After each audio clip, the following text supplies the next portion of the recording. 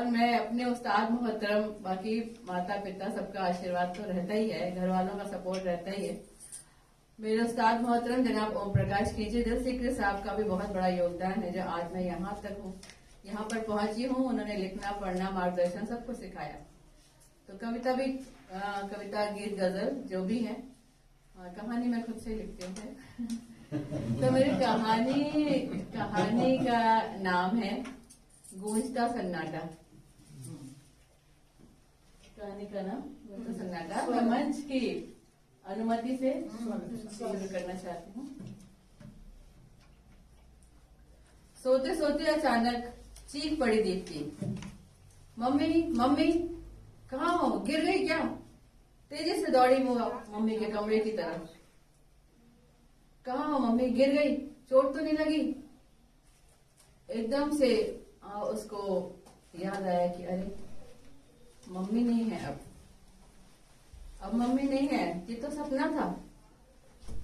पसीने से तर बतर हो गई वो, ये क्या हुआ?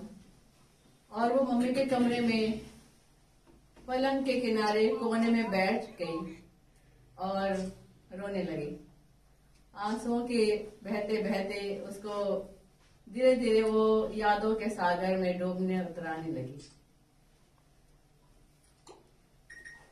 दीप्ति और उसकी माँ दोनों एक दूसरे का सहारा थे, दोनों एक दूसरे के पूरक थे, दोनों ही साथ रहते थे क्योंकि उनके पिता का देहांत काफी समय पहले हो गया था। दीप्ति नौकरी करती थी और दोनों अच्छे से जिंदगी चल रही थी दोनों की। तभी अचानक एक दिन उम्र का कुछ पड़ाव था या क्या था कि दीप्ति ने देखा उसकी माँ गिर गई है। उसकी माँ गिर गई अचानक और काफी टेस्ट वगैरह कराया गया तो पता चला कि उनको पार्किंसंस और साथ में साथ डिमेंशिया भी है। डिमेंशिया का बता दूं आप अगर किसी को ना पता हो तो डिमेंशिया की बीमारी में लोग भूल जाते हैं, लोग शॉर्ट टर्म मेमोरी लॉस होता है, पुराना सब याद होता है। मैं इसी फेज से गुजर रही हूँ तो ये कहानी वहीं से आई है। तो कहानी आप जानते हैं आसपास से उगती है, उपजती है, कहानी कविता सब कुछ। तो दीप्ति का अच्छा जीवन चल रहा था, बस यहाँ से सारे टेस्ट शुरू हुए, सब कुछ हुआ तो पता चला ये सब हो गया उनकी माँ को। बहुत परेशान थी दीप्ति, घर ऑफिस माँ देखभाल, बहुत ही तकलीफ में थी वो। तभी किसी ने सुझाया उसको, उसके किसी दोस्त ने, कि क्यों नहीं तुम एक हेल्पर रख लेती, उनका थोड़ा सा सहारा वो करेगी तो तुम अपना काम कर पाओगी। और उनको देखने के लिए उसने ऑफिस में अपने मैनेजर से रो के गिड़गिड़ा करके वर्क फ्रॉम होम लिया कि अपना काम भी करती रहूं, अपनी माँ को भी देखती रहूं। फिर भी बहुत ओवरलोडेड थी वो, बहुत परेशान थी। पर परेशानी में ही हमें भगवान की याद आती है और बड़ी सहारा करते हैं। तो ऐसा ही हुआ, एक उनको हेल्पर मिल गई बहुत अच्छी, इसका नाम था राखी। राखी माँ की बहुत अच्छी देखभाल करती थी, बहुत अच्छे से बहुत प्यार से मम्मी मम्मी कह के उनका सारा काम जो भी उन्हें जरूरत होती थी वो सारा करती थी। दीप्ति थोड़ा सा सुकून में आ गई कि चलो कोई है देखने वाला, अब मैं अपना ऑफिस, उसने ऑफिस ज्वाइन कर लिया, ऑफिस का काम करने लगी, घर का बाकी सारा काम करने लगी और थोड़ा रिलीफ उसको मिला। तो धीरे धीरे माँ से जब उसकी संपर्क टूटा तो थोड़ी दूरी आ गई और वो जगह भर गई, राखी ने भर ली। क्योंकि वो तो बालमन हो जाता है, जब डिमेंशिया का कोई पेशेंट होता है ना तो जो सामने है वही दिख रहा है उसको, जो नहीं है वो नहीं दिख रहा। तो वो बहुत करीब आ गई राखी के। अब ये क्या करती थी कि ऑफिस का भी काम है, सारा काम, मतलब टेंशन तो रहता था माँ गिर ना जाए, ये ना हो जाए। कई बार वो चिल्ला भी देती थी राखी की लापरवाही पे कि ये तुम क्या देख नहीं रही हो, वो गिर गई, चोट लग जाएगी, कुछ हो जाएगा। ये चीख चिल्लाहट थोड़ी सी उसकी बढ़ने लग गई, चाहे वर्क प्रेशर था या कुछ भी था, चिंता थी। जब बढ़ने लगी तो वो ये चिल्लाने लगी, लेकिन राखी बहुत प्यार से बात करती थी।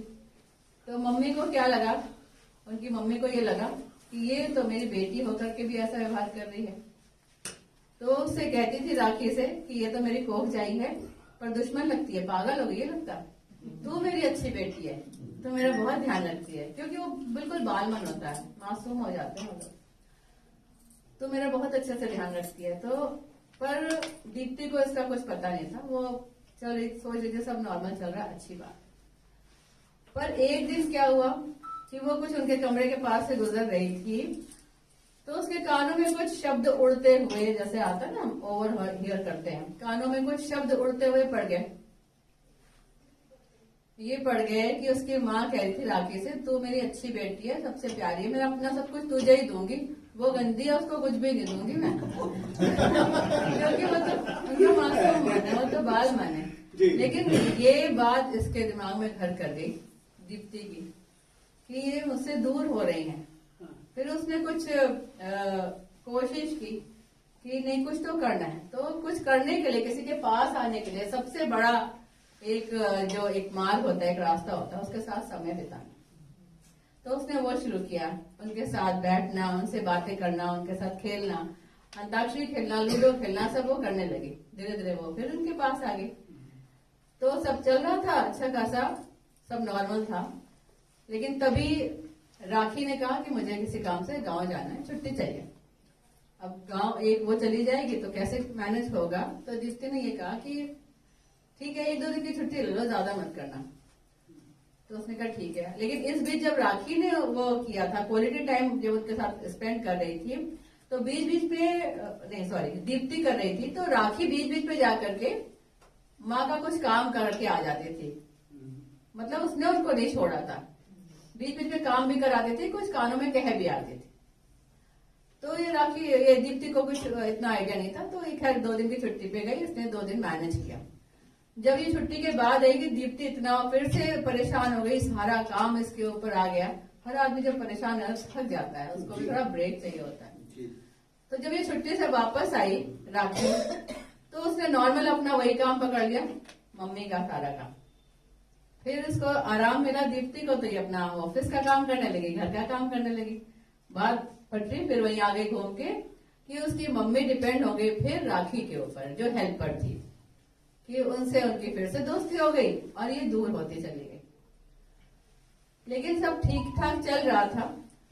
अचानक एक दिन दीप्ति अपना कुछ काम कर रही थी, एकदम से तेज जोर की आवाज आई, धड़ाम गिरने की। तेजी से भागी हो, क्या हो गया, मम्मी गिर गई क्या? तेजी से भागी और राखी तुम क्या कर रही हो, तुम्हें देखने के लिए रखा है ये वो। जो उसके मुंह में आया, उसने उसकी माँ की हालत देखी, माँ जमीन पे गिरी हुई थी, सर से खून बह रहा था, सर फट चुका था। और उससे बोलते बोलते ही उसने फोन मिलाया, एम्बुलेंस बुलाई और उनको एडमिट किया। तो क्योंकि ब्लीडिंग हो रही थी और वो सीधे आईसीयू में लेके चले गए। राखी की सांसें सिर्फ ये सुनने को, दीप्ति की सांसें सिर्फ ये सुनने को रह गई थी कि मेरी माँ ठीक है, मेरी माँ ठीक है। वो बार बार डॉक्टर से यही पूछ रहे थे, पर होने को कुछ और मंजूर था। डॉक्टर ने पहले कहा कि बीपी लो है, शुगर लो है, सब कुछ लो जा रहा है, मुश्किल है। मतलब फिर खबर आ गई, रोते रोते इसका बुरा हाल था, इसकी सांसें थम गई। खैर जो होता है हमारे यहाँ वही हुआ। पहले जो रिश्तेदार नहीं पूछते थे सब आए, सबने साथ दिया। उस समय हवन हो गया, ये अकेली रह गई और सब चले गए। बहुत दुखी थी दीप्ति।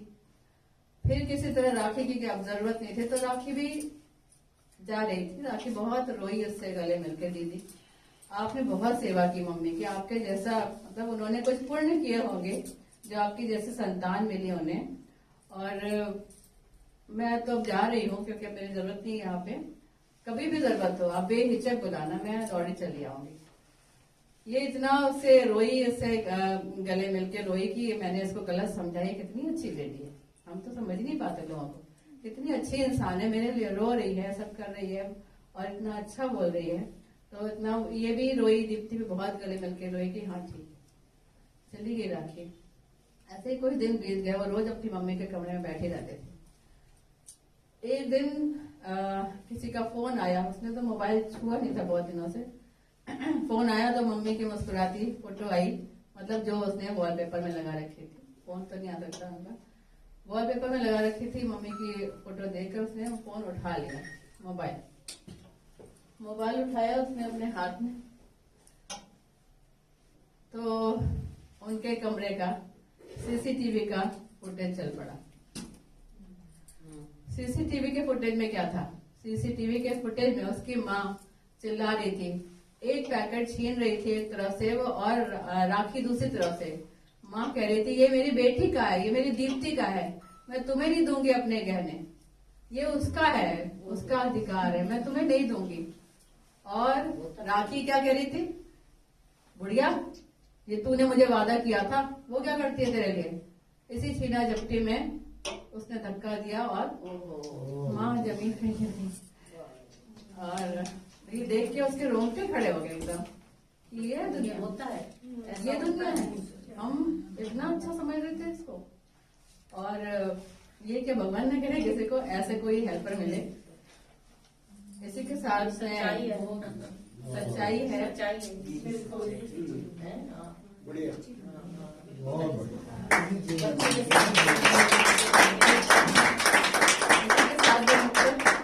पेश करती हूँ, यकीन भोले रुख पे कभी ना जताना, यकीन भोले रुख पे कभी ना जताना, न मीठे बयानों पे ईमान लाना।